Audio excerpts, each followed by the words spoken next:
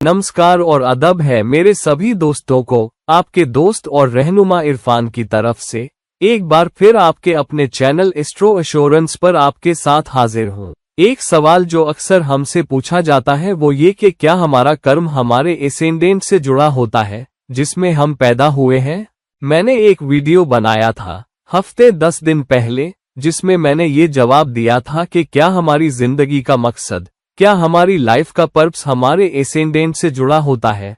और उसमें ये जवाब था कि जिंदगी के मकसद से ज्यादा ये अंदाज है जिससे तुम अपने कर्म को अंजाम देते हो कि तुम एक खास एसेंडेंट में पैदा हुए हो। मगर कर्म के बारे में क्या ख्याल है? क्या कर्म का वाकई ताल्लुक है उस एसेंडेंट से जिसमें तुम पैदा हुए हो? और तुम्हारे कर्म की बिना पर और इस बिना पर के जो कर्म हमें जीना है उसमें क्या चुनौतियां हैं, क्या मसले हैं या वो जायके हैं जो एक खास एसेंडेंट हमारे कर्म में लाता है, और क्या वो आपस में जुड़े हैं? तो बात को संक्षेप में कहूं तो हर इंसान का कर्म अलग होता है। सिर्फ इस वजह से कि तुम किसी खास एसेंडेंट में पैदा हुए हो इसका मतलब ये नहीं कि सबका कर्म एक जैसा होगा, क्योंकि एसेंडेंट सिर्फ 12 है और दुनिया में मेरे ख्याल से 6 अरब से भी ज्यादा लोग हैं। तो इसका मतलब ये हुआ कि किसी खास एसेंडेंट में पैदा होने से सबका कर्म एक जैसा नहीं हो जाता। हर किसी का कर्म अलग और अनोखा है। हर किसी को अपना कर्म खुद जीना है और इसलिए एक ही एसेंडेंट में पैदा हुए लोगों का कर्म एक जैसा नहीं हो सकता, या कम से कम उनका कोई एक जैसा कर्मिक धागा नहीं हो सकता। हालांकि किसी इंसान एक खास के कर्म और उसके एसेंडेंट के दरमियान एक रिश्ता जरूर हो सकता है। मिसाल के तौर पर अगर तुम पैदा हुए हो, अगर तुम वो इंसान हो जिसे अपने बाप का कर्ज उतारना है, जहां तुमने अपने बाप के साथ बेरुखी की हो, उनका साथ न दिया हो, उनसे बेदर्दी की हो, उनसे ठंडे रहे हो, उनकी देखभाल न की हो, जब वो बीमार थे तो उनकी तीमारदारी न की हो, जब वो मुश्किलों में थे तो उनका हाथ न बटाया हो, जब उन्हें तुम्हारी मदद की जरूरत थी तो उनका ख्याल न रखा हो, तो ये वो कर्मिक कर्ज है जो तुम्हें उतारना है। हो सकता है कि तुम पर ये कर्ज है कि तुम्हें सहारा देना है, देखभाल करनी है, भावनात्मक तौर पर अपने बाप के साथ खड़े रहना है, और इसलिए तुम ऐसे एसेंडेंट में पैदा हुए हो जहां तुम्हारा कर्मिक कर्ज नर्चरिंग, केयरिंग और सपोर्ट करने से जुड़ा है। मसलन स्कॉर्पियो एसेंडेंट के इंसान के लिए 9वां घर या तो घर है या फिर कैंसर का घर है। तो 9वें घर का मालिक चांद बाप की निशानदेही भी करता है, जिसका मतलब ये कि देखभाल, सहारा, पोषण का एक तत्व जो कैंसर साइन लाता है वो बाप से जुड़ेगा। और इस तरह तुम्हारे बाप से निपटने का अंदाज ज्यादा देखभाल वाला, ज्यादा सहारा देने वाला, भावनात्मक तौर पर उनके साथ खड़ा होने वाला और उनकी खिदमत करने वाला होना चाहिए। तो ये समझना बेहद जरूरी है कि कर्मिक कर्ज किस तरह उतारा जाना चाहिए। हालांकि ये एसेंडेंट देखने का एक बहुत सरल और बहुत आम नजरिया है। इस तरह से हर घर को किसी न किसी साइन या रिश्ते से जोड़ा जा सकता है। इसका मतलब ये नहीं कि तुम पर उन सब का कर्ज है सिर्फ उस साइन की वजह से। फिर तुम अपने कर्म को कैसे जोड़ोगे? तुम्हारा कर्म किसी खास एसेंडेंट से तभी जुड़ता है जब कोई खास घर बहुत ज्यादा एक्टिव हो और वो रिश्ता कर्मिक कर्ज का कोई धागा दिखाए। तो मिसाल के तौर पर स्कॉर्पियो एसेंडेंट वाले इंसान के लिए अगर ज्यादा ग्रह 9वें घर से जुड़ जाएं, चाहे वो युति हो या प्लेसमेंट, तुम्हें पता है 9वें लॉर्ड के साथ या 9वें घर पर पहलू बना रहे हो, तो 9वां घर बाप, पढ़ाई, गुरुओं का है, वो सब बहुत जोर से ट्रिगर हो जाता है। और फिर तुम कह सकते हो कि 9वां घर जोरदार तरीके से एक्टिव है, इसलिए कोई कर्मिक धागा है जो तुम्हारे 9वें घर को कैंसर साइन से जोड़ रहा है और उस वास्ते से स्कॉर्पियो एसेंडेंट से। तो ये एसेंडेंट के साथ सीधा रिश्ता होने के बजाय एक उल्टा सीधा इनडायरेक्ट रिश्ता है। यकीनन इसका मतलब ये है कि तुम्हारे कर्म और तुम्हारे एसेंडेंट के दरमियान कोई रिश्ता है, लेकिन पूरा नहीं। ऐसा नहीं है कि तू इस एसेंडेंट में पैदा हुआ है तो तुझे ये खास कर्म ही करना है। मैंने वीडियो देखे हैं मिसाल के तौर पर कि अगर तुम इस जन्म में मकर कैप्रिकॉर्न में पैदा हुए हो, जिसका मतलब मकर के सामने वाला साइन कौन सा है? कर्क कैंसर, जिसका मतलब पिछले जन्म में तुम बहुत भावुक थे, तुम बहुत पोषण और देखभाल करने वाले थे, तुम बहुत नर्म और भावुक थे। तो इस जन्म में तुम उस साइन के उलट पैदा हुए हो। अब तुम मकर साइन में पैदा हुए हो। मानो मकर साइन वालों में कोई भावना ही नहीं होती, कोई नर्चरिंग केयरिंग नहीं होती जिसका उन्हें ध्यान रखना है। ये एक बहुत सरल और बहुत, मैं कहूँगा, गलतियों वाला तरीका है एसेंडेंट को समझने का। एसेंडेंट इतने सरल नहीं होते, वरना एक ही एसेंडेंट में पैदा हुए सब लोगों का कर्म एक जैसा होता, सबकी जिंदगी एक जैसी होती, सबके हालात एक जैसे होते। हम सब जानते हैं कि ऐसा नहीं होता, तो ये इससे ज्यादा पेचीदा है। हालांकि एक साधारण सा धागा, एक छोटा सा धागा कर्म को एसेंडेंट से जरूर जोड़ता है। तो एक बहुत ही आम स्तर पर, एक बहुत ही साधारण से धागे की तरह या बहुत ही नन्हे से बारीक धागे की तरह एसेंडेंट कर्म से कैसे जुड़ता है, तो चलो इसमें गोते लगाते हैं। तो ये वीडियो ज्यादा हल्के फुल्के मूड में है, इसे बहुत ज्यादा दिल पे मत लेना। हो सकता है तुम्हारी कुंडली अब भी बिल्कुल अनोखी हो, इस एसेंडेंट से अलग, उस एसेंडेंट में पैदा होने के बावजूद जिसके बारे में हम बात कर रहे हैं। इसलिए ग्रहों की निशानियों में प्लेसमेंट पर और इस बात पर ज्यादा ध्यान दो कि कौन सा घर ज्यादा एक्टिव है, कौन सी ग्रह ऊर्जाएं ज्यादा एक्टिव है, और फिर उसे अपने कर्म से जोड़ो, ना कि सिर्फ अपने एसेंडेंट से। मगर कर्म से जुड़ा एक श्लोक पहले सुन ले, इससे पहले कि हम आगे बढ़ें। ऋषि भृगु बताते हैं कि तुम्हारा लंबित कर्म क्या है, और वो उसे छठे घर से जोड़ते हैं। जहां भी कुंडली में छठा लॉर्ड बैठा हो या जो ग्रह छठे घर में हो, वो इस जन्म के उस लंबित कर्म को बताते हैं जिसे पार करना जरूरी है ताकि जिंदगी के अगले चक्र में जा सको। ये वो रुकावट है जिसे इस जन्म में साफ और खत्म करना है। ये वो चीज है जो हमेशा तुम्हारी तरक्की रोकेगी और इस जन्म में तुम्हारा पीछा करेगी। छठे लॉर्ड की पोजीशन अहम है, और वो कौन से ग्रह हैं जो छठे घर में रखे हैं वो अहम है, और वो तुम्हारे कर्म में कौन सी ऊर्जाएं लाते हैं, तो ये एक जरूरी बात है। तो आमतौर पर देखो कि छठे घर का मालिक कहाँ बैठा है और छठे घर में कौन से ग्रह बैठे हैं। क्या वो कोई रिश्ता बना रहे हैं? अगर वो कोई रिश्ता बना रहे हैं तो ये एक बहुत बहुत पक्का इशारा है कि तुम्हारा कर्म क्या है। दूसरा, तुम्हारे 9वें घर के दरमियान क्या रिश्ता है, जो प्रारब्ध कर्म का घर है, और 9वां लॉर्ड कहाँ बैठा है। और देखो कि अगर 9वां लॉर्ड छठे घर के मालिक या छठे घर में रखे ग्रहों से कोई रिश्ता बना रहा है, तो ये उस बात का और भी पक्का इशारा है कि तुम्हारा कर्म क्या है। और फिर उसे एसेंडेंट से जोड़ो और देखो कि वो कैसे नतीजा देता है। अगर एसेंडेंट का मालिक छठे लॉर्ड से या छठे घर के ग्रहों से या 9वें लॉर्ड से कोई रिश्ता बनाता है, तो वहां भी एक मजबूत कर्मिक धागा है जिसमें तुम्हें गोते लगाने की जरूरत है कि वो कर्म क्या है और तुम्हें उसे कैसे आगे ले जाना है। मैंने लंबित कर्म और इस बारे में भी वीडियो बनाए हैं कि कर्म को कैसे देखना चाहिए और उसे कैसे जाहिर करना चाहिए और फिर उसे कैसे अपनाना चाहिए, तो वो वीडियो भी देख लेना। और ये वीडियो ज्यादा आम स्तर पर है, लेकिन यकीनन कर्म को एसेंडेंट से जोड़ता है। तो कर्म को एसेंडेंट से जोड़ने के नजरिए से, और सिर्फ यही नहीं कि तुम्हारा कर्म क्या है, बल्कि चलो हर एसेंडेंट में एक आम स्तर पर, एक बारीक कर्मिक धागे के स्तर पर देखते हैं कि हर एसेंडेंट का किस कर्म से ताल्लुक हो सकता है। मेष राशि एरीज में जो लोग पैदा होते हैं उनका कर्म क्या है? लड़ना और जद्दोजहद करना। और चूंकि जद्दोजहद उनके जीने का तरीका है, वो काफी हद तक कालपुरुष कुंडली की नुमाइंदगी करते हैं।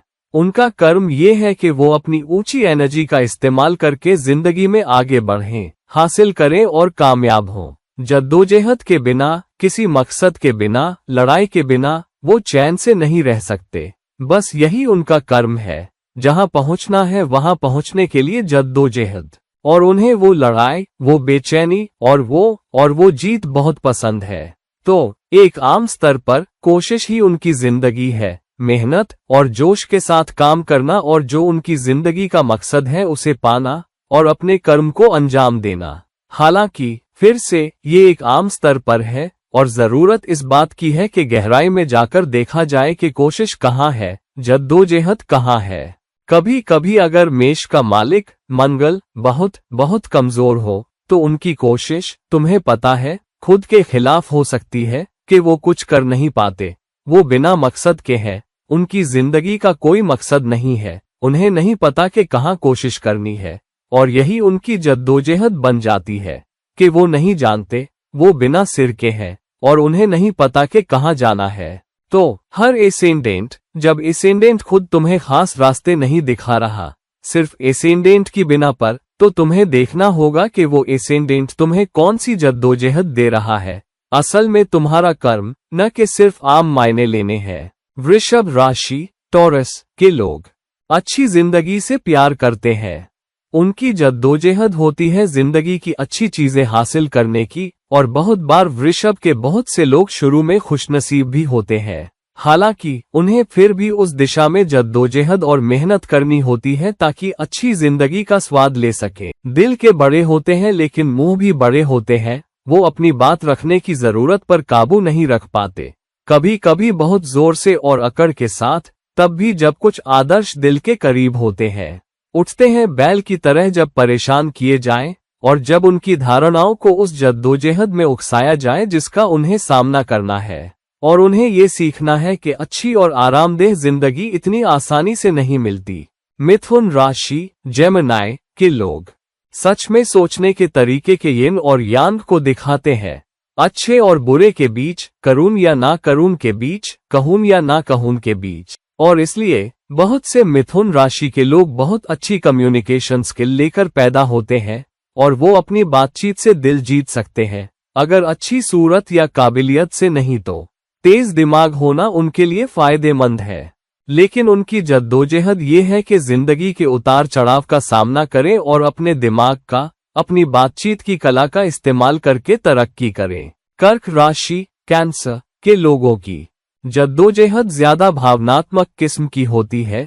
दिल के मामले, घर और खानदान, वो नाइंसाफी या बेइंसाफी या किसी को बुरे हाल में नहीं देख सकते और लोगों की, खास करके अपने घर वालों की हिफाजत करते हैं। उनकी जद्दोजहद ये है कि अपने भावनात्मक पहलुओं का सामना करें, और उनका कर्म ये है कि वो अपनी जिंदगी घर बार, भावनाओं, हमदर्दी के पहलुओं में संतुलन बनाकर जिएं और उसके जरिए से एक विरासत छोड़ जाएं। सिंह राशि लियो के लोग पैदाइशी लीडर होते हैं, या कम से कम उन्हें ऐसा लगता है। उनकी जद्दोजहद और कर्म ये है कि अपनी लीडरशिप, अपने फ़ख्र का एहसास, इज्जत और रुतबा और आगे रहने की काबिलियत को और मजबूत करें, और उनकी कोशिश आमतौर पर इन्हीं थीम के इर्द गिर्द होती है। सिंह राशि का असली रंग सबसे सीधे सादे मामलों में भी दिखाता है जहां लीडरशिप पर फोकस नहीं होता, और अगर उनकी सुनी न जाए तो उनका नाजुक फ़ख्र ठेस खाता है, और फिर वो जख्मी शेर की दहाड़ के साथ वापसी करते हुए अपनी सेल्फ रिस्पेक्ट की मरहम पट्टी करते हैं, और हर कोई उन्हें साफ सुन सकता है। तो सिंह राशि का कर्म ये है कि अपनी लीडर बनने की जरूरत को रास्ते में न आने देते हुए भी कुछ योगदान दे पाएं। कन्या राशि वर्गो के लोग हमेशा आम, अधूरे और जितना चाहिए उससे कम के साथ समझौता करने के लिए जद्दोजहद करते रहते हैं, और कन्या राशि हर वक्त इसी को समझने की कोशिश में लगी रहती है, जैसे कि इशारा मिला हो, कभी कभी बिना किसी के कहे भी। और कन्या राशि के लोगों का कर्म यही है, वो सिचुएशन को, लोगों को, डेटा को, खुद जिंदगी को एनालाइज करने, परखने और हल निकालने से खुद को रोक नहीं पाते, और दूसरों के लिए मुश्किल हो जाती है अगर उनका निकाला हुआ हल या उठाया गया कदम पूरी तरह से सही ना हो। इसलिए कन्या राशि के लोगों की जद्दोजहद ये है कि अपने इस पूर्णता के रवैये का सामना करें और दूसरों में, जैसा वो देखते हैं, उस आम से कम के साथ जीना सीखें और फिर भी योगदान देते रहें। सेवा करने के लिए एनालिसिस करने और शानदार हल निकालने की काबिलियत के जरिए, यही है कन्या राशि के लोगों का कर्म। जिंदगी क्या है बिना रिश्तों के, बिना जुड़ाव के, बिना एक गहरी करीबी और उससे आने वाली गर्माहट के? यही तो है तुला राशि लिब्रा के लोग। दूसरों को जानना और कुछ से करीब होना, जबकि बहुतों से दूरी बनाए रखना, बावजूद इसके कि दूसरी राशियों से बेहतर उन्हें जानना, यही है इस राशि के लोगों की खासियत। रिश्ते सबसे अहम है और कुछ दूसरों से ज्यादा, और यहाँ पर वादा अहम है, अहमियत महसूस करने की जरूरत फोकस में है, चाहत और पसंद किए जाने और प्यार किए जाने की जरूरत केंद्र बिंदु है। उनकी जद्दोजहद ये है कि कुछ रिश्तों के मलबे में और कुछ की करीबी में उलझे रहते हुए भी योगदान दें और कामयाबी हासिल करें। कभी कभी एक रिश्ते से मिलने वाली तसल्ली और कामयाबी काफी नहीं होती, और कई रिश्तों का आनंद लेना उनकी जद्दोजहद है। रिश्तों के जरिए वृश्चिक राशि स्कॉर्पियो के लोगों के लिए कहावत है, मुझे अंधेरा चाहिए, गहराई चाहिए, रहस्य और रहस्यमयी चीजें चाहिए, मुझे सब कुछ चाहिए। ऐसा लगता है जैसे वो यही कहते हैं। और गहराई में उतरना, अपने अंदर के भूतों से, अपने डर से निपटते हुए भी लेकिन कमजोर न दिखना चाहते हैं और इसलिए एक बाहरी परत बनाए रखना, यही उनकी जद्दोजहद है। उन्हें पीछा करना पसंद है और वो लोग भी जो उनके चुंबकीय असर को जानने के लिए उनके पीछे पड़े रहते हैं, और वो मुड़कर एक नजर जरूर डालेंगे ये देखने के लिए कि पीछा अभी भी जारी है या नहीं। उन्हें रहस्य और रहस्यमयी बातें पसंद हैं और वो कम समझ में आने वाले लगते हैं। उनकी जद्दोजहद ये है कि गलतफहमियों, अधूरे पीछे छूट जाने, जिस आत्मा की गहराई तक वो पहुंचना चाहते हैं उसके बारे में अधूरे ज्ञान का सामना करें और उसके जरिए खुद को पहचानें। एक जटिल और गहन जिंदगी जीना, जैसा कि ये चिन्ह दिखाता है, और बदलाव के जरिए से गुजरना ही उनका कर्म है। धनु राशि सैजिटेरियस के लोग हैं साहसी, घुमक्कड़, जोश की तलाश में रहने वाले, सीखने वाले, अक्लमंद और आग बन जाते हैं जब उन्हें पिंजरे में बंद करने की कोशिश की जाए।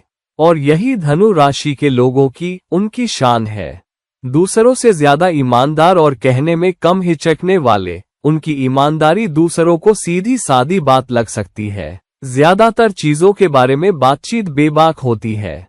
लोगों की उम्मीदों का सामना करना और उनका ध्यान रखना, टिक के रहना, दूसरों को अपनी सारी जिंदगी में अपनी बात कहने देना और लोगों की उम्मीदों से सहमत होना और उनकी कमजोरियों को कबूल करना, यही उनकी जद्दोजहद और कर्म है। तुम इस परिंदे को पिंजरे में नहीं रख सकते, और वो अपनी जिंदगी में आजाद महसूस करने की अपनी जरूरत की हिफाजत करते हैं। यही उनकी जद्दोजहद है और ऊपर छाए रहने वाला कर्म, तब भी जब जानना और सीखना और उसका स्वाद लेना उन्हें आसानी से आता है। मकर राशि कैप्रिकॉर्न के लोगों के लिए कहावत ये है, किताब के मुताबिक जीना, और मैं उसके मुताबिक जीने के अपने हक की हिफाजत करते हुए मर जाऊंगा। संगठित, बारीकी से काम करने वाले, मेहनती, यही वो है, और भगवान उनके आसपास वालों की मदद करे जो इनमें से किसी में भी कम हो। मकर राशि के लोग उनके लिए कम इज्जत रखते हैं जो कम संगठित है, कम सिस्टम में रहते हैं और कम वफादार है। वो अपने यकीनों का और जिन लोगों के वफादार हैं उनका बचाव करेंगे, एक जबरदस्त इरादे के साथ, लगभग गुलामी की हद तक, अपनी सोच के गुलाम, अपने विश्वासों के गुलाम और इनके प्रति अपनी वचनबद्धता के हाकिम। उनकी जद्दोजहद उस चीज के साथ है जो उनकी बनाई हदों से बाहर है, उन लकीरों से बाहर निकलना जो उन्होंने खींची है ताकि क्रिएटिव को कम वर्जित देख सकें और अपना सिर उठाकर अपने काम, अपने फर्ज से आगे देख सकें और जिसके लिए वो खड़े हैं और जिसके साथ खड़े हैं। कुंभ राशि एक्वेरियस के लोग दिल से इंसानियत के हमदर्द होते हैं।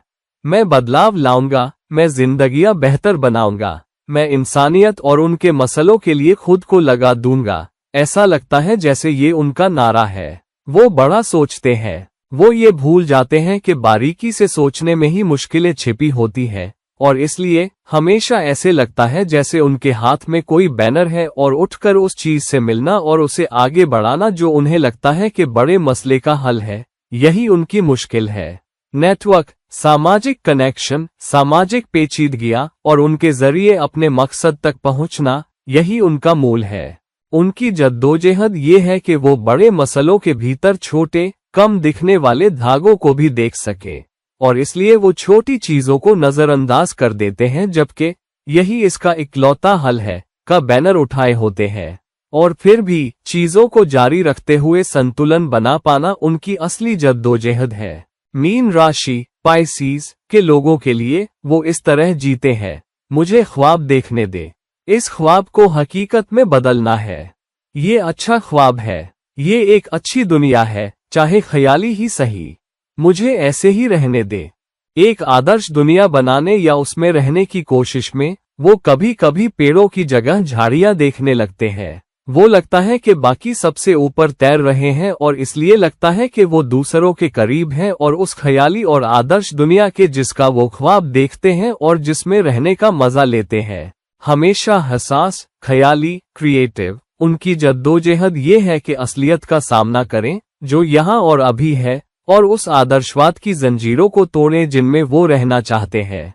अपनी इस आदर्शवादी भोली भाली फितरत की वजह से फायदा न उठाने देना उनकी जद्दोजहद है और उस असलियत से दूर उस नकली खोल में वापस न भाग जाना उनका कर्म है। कर्म से कर्म पैदा होता है।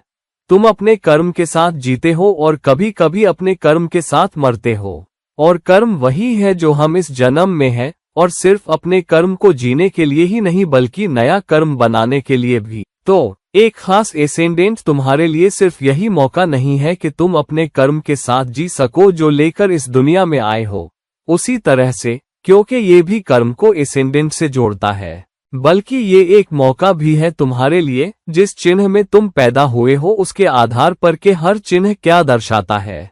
अगर तुम वृषभ में पैदा हुए हो तो दूसरा घर मिथुन है जो संचार का चिन्ह है, तो तुम्हारी कमाई और बचत का संबंध संचार से है। अगर तुम कर्क में पैदा हुए हो तो दूसरा घर सिंह है, तो तुम्हारी कमाई और बचत का संबंध लीडरशिप से है, आगे बढ़कर ले जाने से। तो हर चिन्ह जिस घर की नुमाइंदगी कर रहा है और उसकी जो खूबियां हैं वो उस किस्म का मौका देता है और उस किस्म का अंदाज देता है अपना कर्म बनाने का। तो संक्षेप में, कर्म का एसेंडेंट से थोड़ा बहुत रिश्ता जरूर है, लेकिन पूरी तरह नहीं। कर्म सिर्फ एसेंडेंट पर आधारित नहीं है, ये एक मौका भी है। तो तुम्हारा एसेंडेंट जो भी हो, गहराई में जाकर देखो कि उस एसेंडेंट में हर चिन्ह क्या दर्शाता है और सबसे ज्यादा एक्टिव क्या है। छठे लॉर्ड, छठे घर के ग्रहों और 9वें घर के मालिक के दरमियान रिश्ता देखो। उस कनेक्शन की बिना पर उन ऊर्जाओं के मेल से समझो कि तुम्हारा सबसे अच्छा कर्म क्या है और मौका कहाँ है कि कर्मिक कर्ज से छुटकारा पाओ और भविष्य के लिए एक बेहतर कर्म बनाओ। तो दोस्तों, प्लीज इस वीडियो को लाइक कीजिए, प्लीज इस वीडियो को शेयर कीजिए, और अगर आप मुझसे कोई पर्सनल कंसल्टेशन लेना चाहते हैं तो प्लीज मुझसे नीचे दिए गए लिंक पर राब्ता कीजिए। और फिर कभी किसी और वीडियो के साथ, तब तक के लिए ये रहे आपके दोस्त और रहनुमा इरफान। खुदा हाफिज। नमस्ते।